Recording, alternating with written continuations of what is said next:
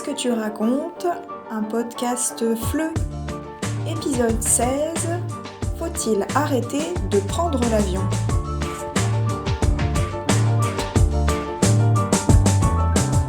Bonjour à toutes et à tous et bienvenue dans l'épisode 16 de Qu'est-ce que tu racontes?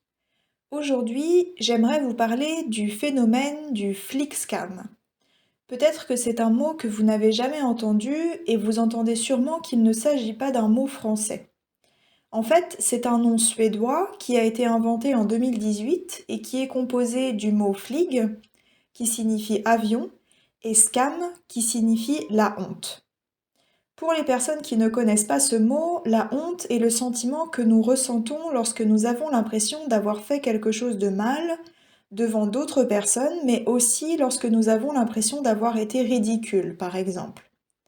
C'est un sentiment qui nous fait nous sentir mal parce que nous nous sentons responsables d'une mauvaise chose ou d'une chose pour laquelle les autres personnes pourraient nous critiquer. Par exemple, lorsque j'ai commencé ma carrière de professeur, il y a eu des situations où j'avais honte parce que je n'étais pas capable de répondre à la question d'un élève. Je ressentais ce sentiment parce que j'avais la sensation qu'en tant que prof de français, c'était mon rôle de tout savoir sur la langue française. Maintenant, je ne me sens plus comme ça lorsque cette situation arrive, mais c'est une autre histoire. Quand nous décomposons le terme de flicscam, nous comprenons donc qu'il s'agit de la honte de prendre l'avion. Peut-être que maintenant, vous allez comprendre un peu mieux de quoi je veux parler, parce que cette honte de l'avion, les médias en ont beaucoup parlé il y a quelques années. Avant de continuer sur ce concept et de regarder ce qu'il est devenu aujourd'hui, j'aimerais, comme d'habitude, vous parler un peu de moi. Je ne me rappelle plus si j'en ai déjà parlé dans ce podcast, mais je pense que vous savez peut-être que je suis une personne qui aime voyager. Vous savez aussi que pour moi, le destin de notre planète et l'écologie ont aussi de l'importance. Rappelez-vous par exemple que je vous avais dit que j'avais changé de banque parce que la mienne n'était pas suffisamment écologique pour moi. Ici, vous comprenez que je me retrouve un peu dans ce qu'on pourrait appeler un dilemme. Un dilemme, c'est une situation dans laquelle on a deux possibilités, deux choix, qui ne peuvent pas exister en même temps.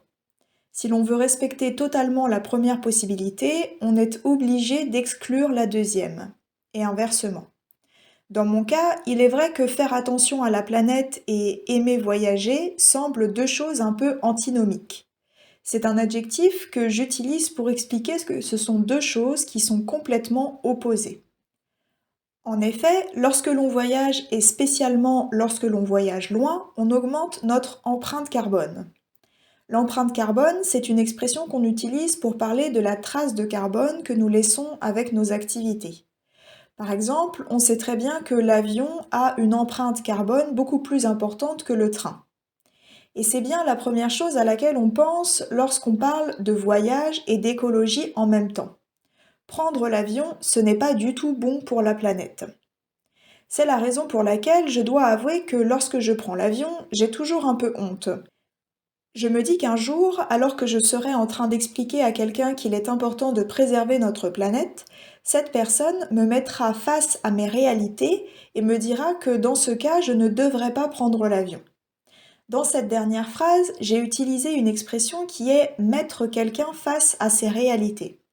Elle signifie tout simplement montrer à cette personne la réalité et plus spécifiquement lui montrer que son comportement n'est pas logique par rapport à sa réalité et à ses valeurs. Le jour où cela arrivera, je serai bien embêtée parce que je sais que cette personne aura raison. Je sais que si je voulais vivre dans le respect de mes valeurs, je devrais arrêter de prendre l'avion. C'est un moyen de transport qui est très polluant et qu'on ne devrait certainement pas utiliser chaque année. J'ai entendu dire il y a quelque temps que, dans l'idéal, chaque personne devrait avoir le droit de prendre l'avion 5 fois dans sa vie. Je ne me rappelle plus bien s'il s'agissait de 5 fois ou de 5 allers-retours. Mais dans tous les cas, cela n'est vraiment pas beaucoup et j'ai déjà dépassé ce chiffre. Je n'ai donc pas grand-chose à dire pour me défendre. Dans ma dernière phrase, j'ai utilisé l'expression grand-chose. C'est une expression qu'on utilise toujours dans une phrase négative pour montrer une très petite quantité de quelque chose. Par exemple, si je dis « il ne me reste pas grand-chose dans le frigo », cela signifie qu'il me reste très peu d'aliments.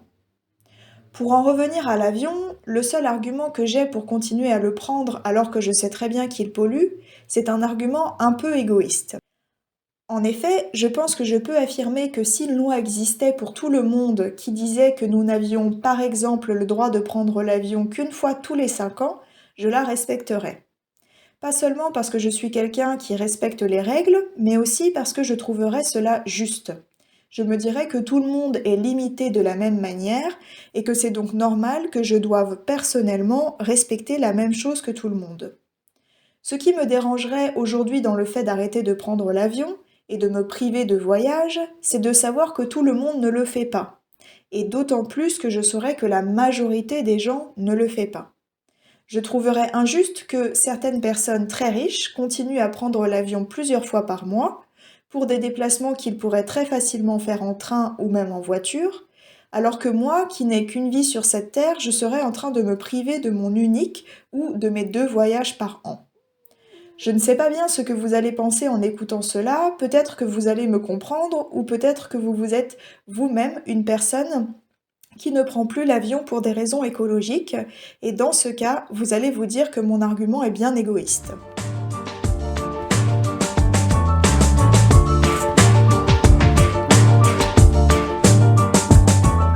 L'article que j'ai lu, je l'ai trouvé sur le site de Courrier International, qui est un journal qui publie des articles sur des actualités internationales.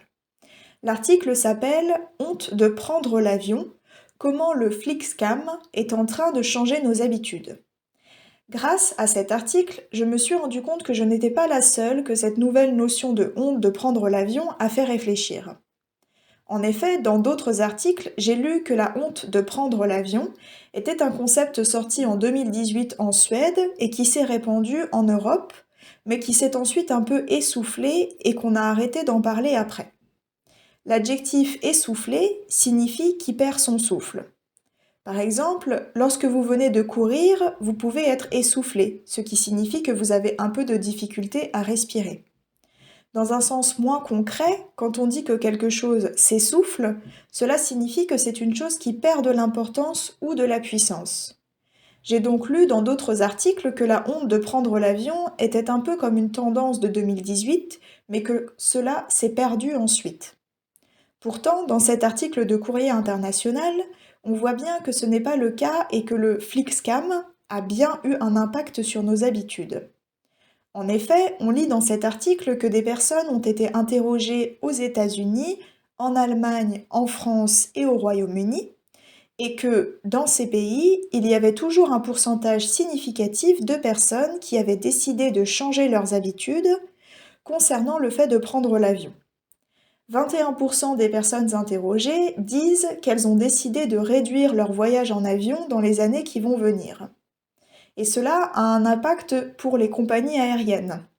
En effet, jusqu'à maintenant, le nombre de vols dans le monde avait tendance à augmenter chaque année de 4 ou 5%.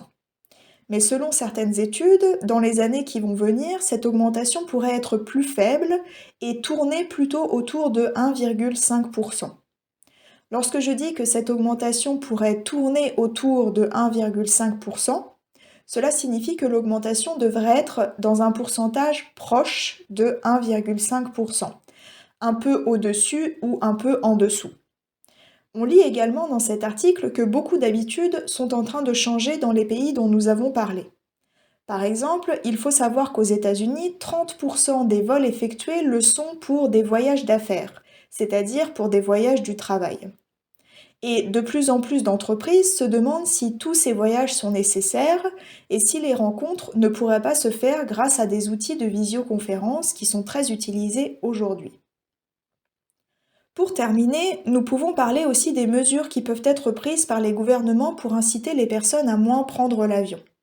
Cela me rappelle cette question de la loi dont je vous parlais dans la première partie de ce podcast. J'avais imaginé une loi qui nous autoriserait à voyager en avion seulement une fois tous les 5 ans, et j'avais dit que si cette loi était la même pour tous, je serais d'accord pour la respecter. Au Royaume-Uni, une proposition de loi a été faite, qui est un peu moins sévère que celle que j'avais proposée, mais c'est un bon début.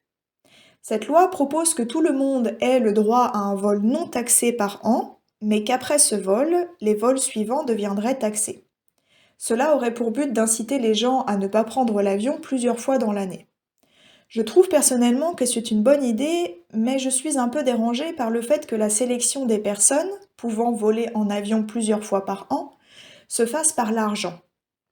En effet, d'après moi, avec ce type de mesure, les personnes les plus riches continueront à voyager, souvent en payant les taxes, et ce sont les personnes les moins riches qui n'auront plus le droit de voyager parce qu'elles n'auront pas suffisamment d'argent pour le faire. Cette sélection par l'argent est donc un peu problématique d'après moi, mais au moins le gouvernement anglais a le mérite de chercher des solutions.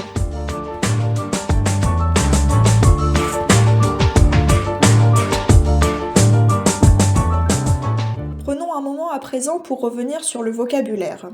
Le premier mot que nous avons vu aujourd'hui, c'était le sentiment de la honte. C'est un sentiment qui arrive lorsqu'on a l'impression d'avoir fait quelque chose que d'autres personnes pourraient critiquer ou dont elles pourraient rire parce que c'était par exemple ridicule. J'ai aussi utilisé le terme de dilemme pour parler d'une situation dans laquelle on doit faire un choix entre deux options qui ne peuvent pas exister ensemble. Ces deux options sont donc antinomiques. Cela signifie qu'elles sont complètement opposées l'une à l'autre. Pour l'avion et pour tout ce que nous faisons sur cette Terre, nous pouvons parler d'empreinte carbone. C'est la trace écologique que nos activités laissent sur la planète. J'ai également utilisé l'expression grand-chose qu'il faut toujours mettre dans une phrase négative pour signifier une petite quantité de choses. De plus, j'ai dit que dans les années qui viennent, l'augmentation du nombre de vols en avion dans le monde devrait tourner autour de 1,5%. Cela signifie que ce pourcentage devrait être un peu plus grand ou un peu plus petit que 1,5%. Enfin, j'ai parlé des voyages d'affaires qui représentent un grand nombre de voyages en avion effectués. Les voyages d'affaires sont tout simplement les voyages qu'on fait pour le travail. Voilà, qu'est-ce que tu racontes, c'est terminé pour aujourd'hui. Mais j'aimerais bien connaître votre opinion concernant le sujet du jour. Est-ce que vous comprenez mon comportement un peu égoïste? Ou est-ce que vous pensez que chacun devrait vraiment arrêter complètement de prendre l'avion? Écrivez-moi dans les commentaires, en français, évidemment.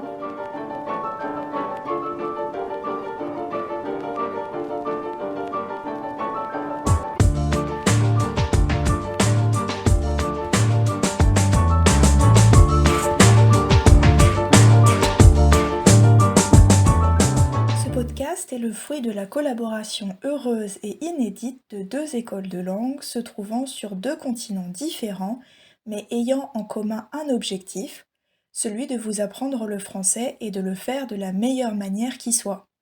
La première, Centrum Saluola, est une école polonaise située à Varsovie. Spécialisée dans l'enseignement en ligne, elle propose des cours pour adultes, enfants et adolescents en petits groupes. Si vous êtes ambitieux, déterminé, méthodique et appréciez le sentiment d'efficacité, vous êtes au bon endroit. C'est exactement la méthode de travail de son équipe de professeurs qualifiés. Le deuxième pilier de cette collaboration, Fais-le en français, Do It in French, est une école basée à Ottawa, au Canada, et ses professeurs, tout comme ses clients, se trouvent un peu partout dans le monde.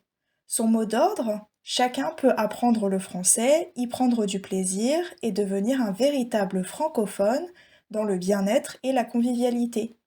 Venez apprendre avec un collectif de professeurs de français professionnels et indépendants motivés pour vous aider.